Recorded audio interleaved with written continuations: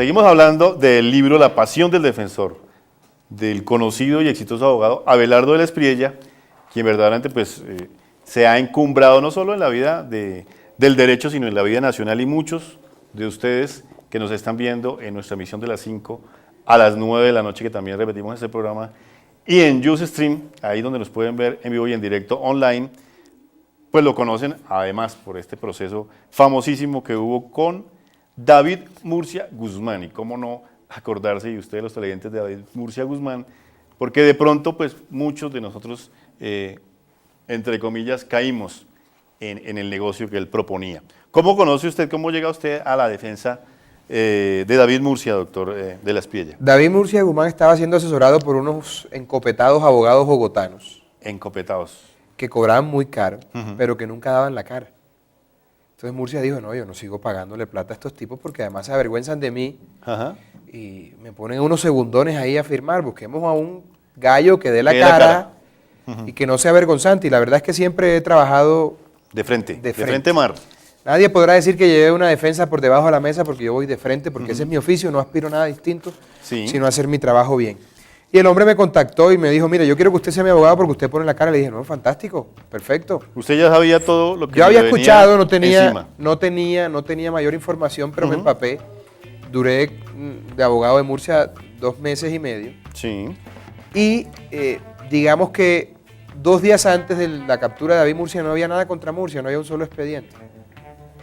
Y en 3 días le armaron un cartapacio de 5.000 folios. Del presidente para abajo, el director de la policía, los ministros, todo el mundo le cayó a David Murcia.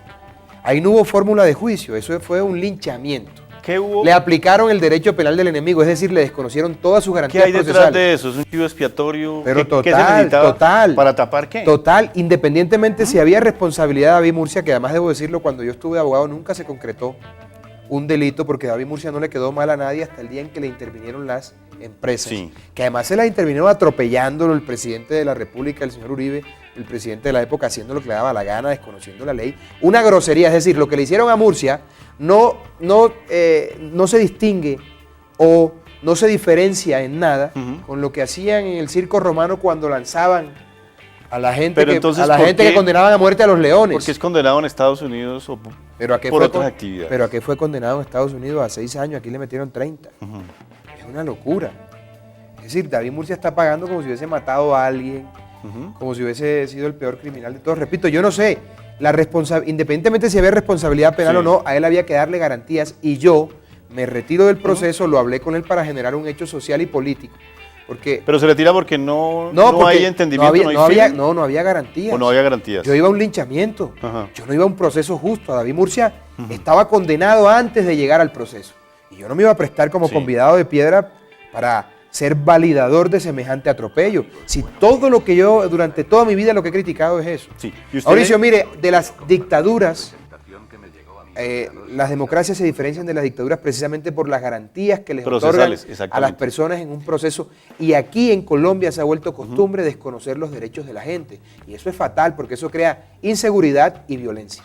Pero usted, en el contacto que tuvo con David Murcia, y como decíamos al comienzo, por eso le hice esa pregunta, esa contrainteligencia que hace el abogado. Claro. ¿Usted le creyó totalmente su montaje, por decir algo? Pero a ver, es que yo antes de recibir el proceso hice una verificación de la información. Hizo la contrainteligencia. Claro, yo primero... O sea, ¿usted le cree hoy a David Murcia? No, la persona se compromete a eso y nosotros nos metimos allá. Pero le repito, en el momento, hasta donde yo estuve, no se concretó ninguna conducta penal. Yo no sé si usted vio, y allá hablo en el libro, sí, nos toca leerlo. Hay una película de Steven Spielberg interesantísima que se llama Minority Report, sí, que aquí se llamaba sentencia anticipada. Sentencia previa, anticipada. En donde había unos videntes que se adelantaban a la comisión de los delitos. Se capturaban a la gente antes de que la gente cometiera el delito. Sí.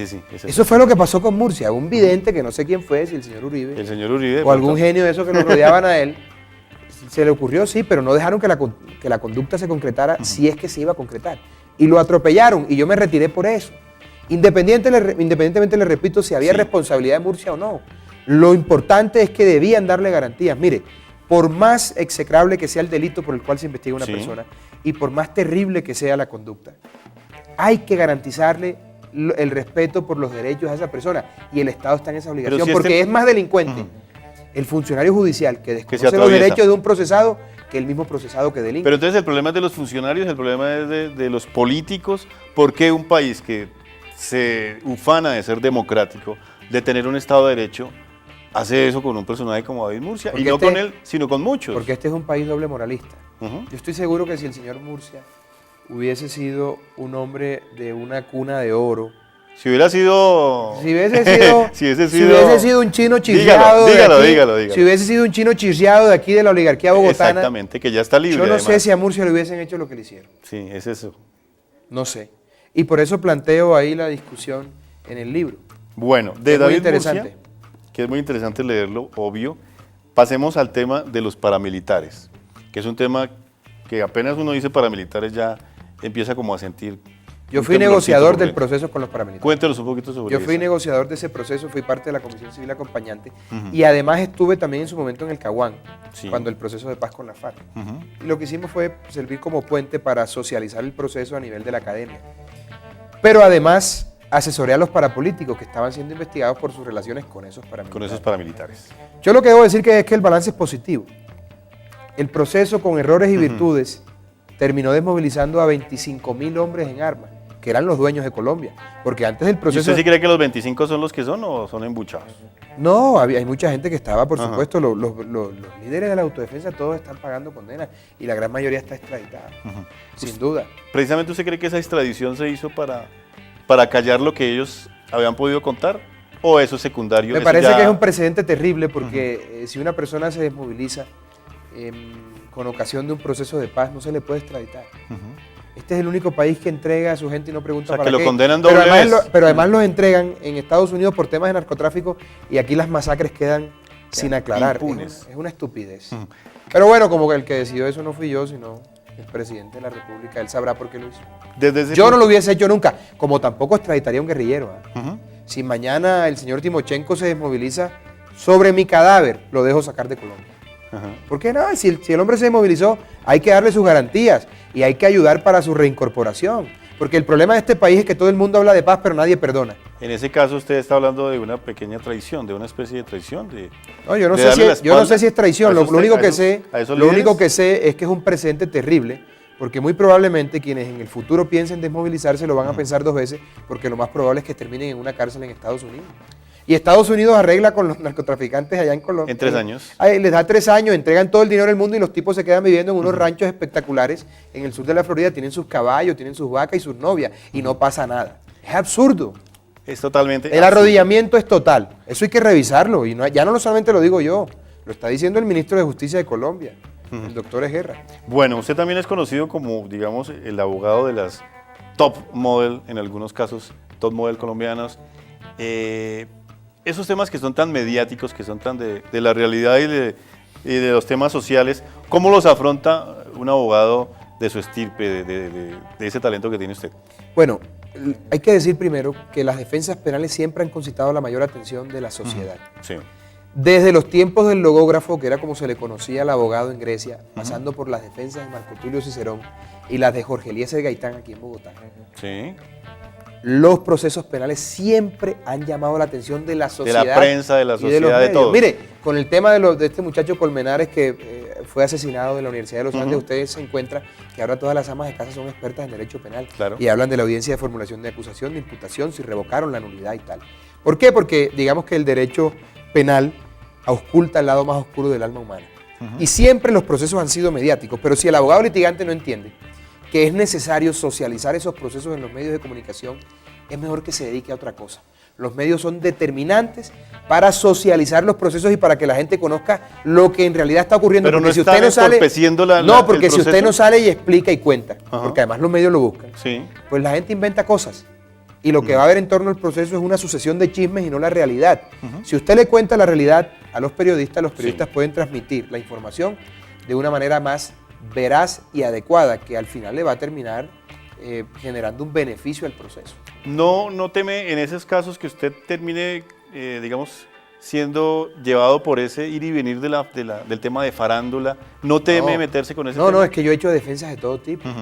He defendido empresarios muy importantes, he defendido políticos, Sí, he defendido niños, por ejemplo el caso de Unicentro. Sí. He defendido víctimas de crímenes terribles. He defendido modelos. Pero esos casos no son light. Esos casos tienen una carga de profundidad. Por ejemplo, en el caso de Natalia París, logramos un precedente que nunca antes se había generado en la historia jurídica de Colombia, y fue retirar un libro del mercado y prohibir su reimpresión a través de una tutela, porque claramente vulneraba los derechos al buen nombre y a la honra de Natalia París. Eso es un precedente muy importante. Claro que sí. En el caso de la señorita Valle, que la sacaron por nalgona. Nalgona, sí. Es una forma de discriminación. Claro. Que está proscrita por el ordenamiento colombiano. Y eso generó un precedente interesantísimo. No se puede discriminar a una persona en razón de su condición, de su raza, de su sexo, de si es homosexual o no. Y allí se generó un precedente muy importante. Entonces esos procesos que aparentemente son light, sí. no son ningún light, tienen una carga de profundidad, y eso es lo que analizo yo al momento de recibirlos, y por eso lo recibo. Bueno, porque si fuera muy light, tenga la absoluta seguridad de que no lo recibiría. A mí me interesa generar unos precedentes judiciales. Y generar opinión, ¿no? Claro, y pero contrario a lo que mucha gente piensa, no me importa la plata. Pero sí le importa estar en los medios. No, ese no es mi problema. Me preocupa generar precedentes judiciales y que se respete el debido proceso y los derechos de las personas. Bueno. Esa es mi verdadera preocupación. Después de comerciales y después de escuchar a Bebo y Cigala, o a Cigala y Bebo, cantando Lágrimas Negras, se lo tengo ahí. Fantástico. Obra maravillosa. Nos gusta a los dos, ahí le comparto totalmente. El piano de Bebo y esa voz fantástica, flamenca andaluz de Cigala. Después de Diego el Cigala. Me va a decir a quién no defendería, si se puede hablar de a quién no defendería, y de lo que es, digamos, entre comillas, una labor social, es decir, defender a quien de pronto no tiene los medios, pero que también puede servir esa defensa para crear precedentes, como lo ha hecho también. Y lo hemos hecho. Exactamente. El 20% de las defensas de nuestra firma son para personas de escasos recursos. En 2 minuticos y después de Bebo y Cigala cantando, este sí es el bolero que nos mata, Lágrimas Negras.